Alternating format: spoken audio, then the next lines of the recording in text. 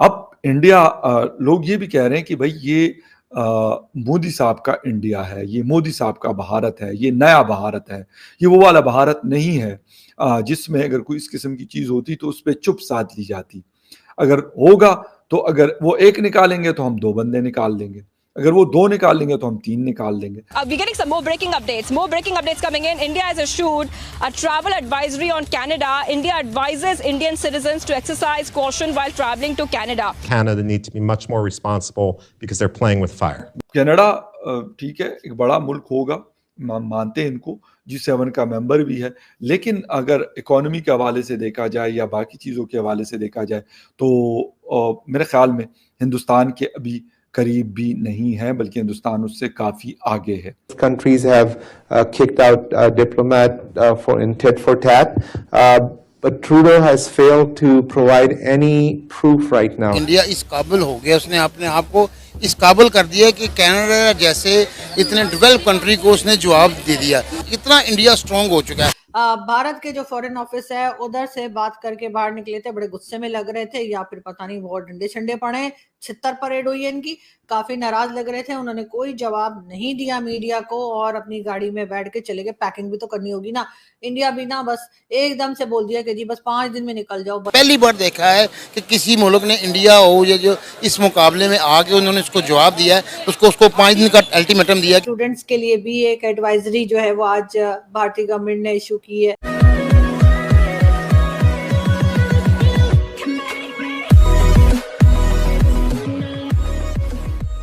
नमस्कार दोस्तों, अब तो पाकिस्तानी पत्रकार भी ये मानने पर मजबूर है या फिर खुशी खुशी मान चुके हैं। कई सारे पत्रकार हैं जो अच्छा सोचते हैं इंडिया के बारे में, वो खुशी खुशी बहुत समय से मानते हैं, और कई सारे पाकिस्तानी पत्रकार ऐसे हैं जो मजबूरी में मान रहे हैं कि अब ये इंडिया वो पुराना वाला इंडिया नहीं रहा है जो हर किसी की सुन लेता था, खास करके वेस्ट जैसे कंट्रीज़ की सुन लेता था।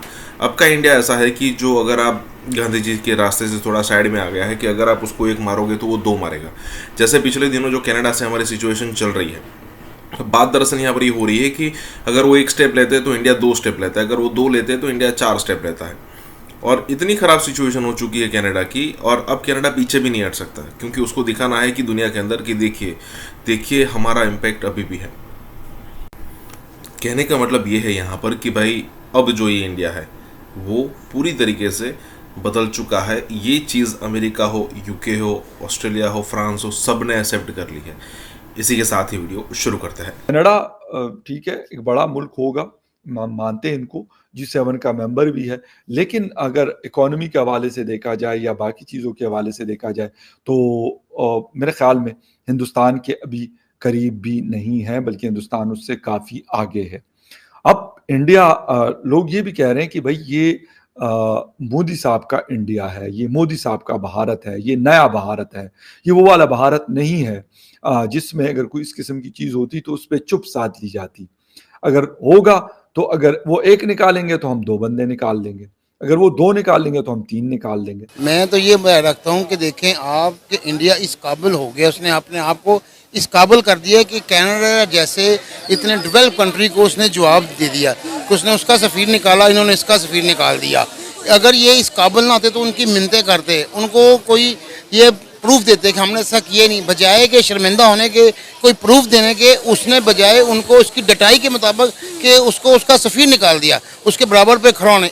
इतना इंडिया स्ट्रांग हो चुका है, आप साहब लगाएं कि कनाडा जैसे डेवलप कंट्री को उसने साफ जवाब दिया है। आज से पहले कनाडा हो गया, अमेरिका हो गया, लंदन हो गए, इन जैसे मुल्कों को किसी मुल्क की जरूरत नहीं थी कि जवाब उन्होंने जो कहा यस सर और नो सर, इसके अलावा कोई बात नहीं थी। मैं तो पहली बार देखा है कि किसी मुल्क ने इंडिया हो या जो इस मुकाबले में आके उन्होंने उसको जवाब दिया है, उसको 5 दिन का अल्टीमेटम दिया कि 5 दिन के अंदर आप यहाँ से निकल जाएं। तो बड़ी बात है ये, अगर उसने जवाब दे दिया इंडिया का। तो अब देखना ये इंडिया में इस क्वालिटी अपने आप को इस काबिल बनाया है, कितने मुल्कों को जवाब दे रहा है। और सर इंडिया ने इस इल्ज़ाम को भी मुस्तरद कर दिया है, उसने कहा है ऐसा कुछ नहीं है।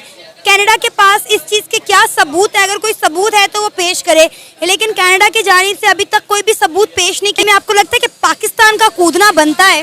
पाकिस्तान के तो बेचारे की खुद अपनी सिस्टम इस तरह के वो अपने मामला नहीं सीधा कर सकते, किसी के मामला क्या सीधा करेगा। कहा जा रहा है कि जी 2 हाथियों की लड़ाई है, जैसे 2 बड़ी कंट्रीज जो हैं वो आपस में बात कर रही हैं। स्टूडेंट्स के लिए भी एक एडवाइजरी जो है वो आज भारतीय गवर्नमेंट ने इशू की है क्या देख रहे हैं आप, ये सब क्या हो रहा है? और आखिर कैनेडियन प्राइम मिनिस्टर को, जो खालिस्तान के लोग हैं, उनसे इतनी हमदर्दी क्यों है?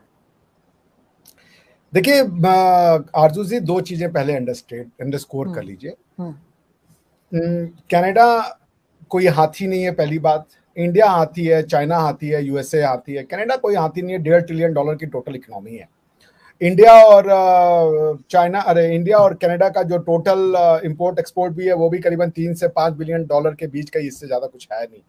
और कनाडा में be one of the largest state on the world, लेकिन उनका मुश्किल से 7% स्ट्रिप इलाका जो कि यूएस के बॉर्डर के पास है वही इनहेबिटेबल है।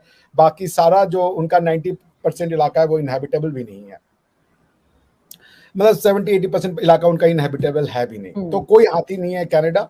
हाँ, कनाडा वेस्ट का एक अलाई है पर से, दैट इज ट्रू।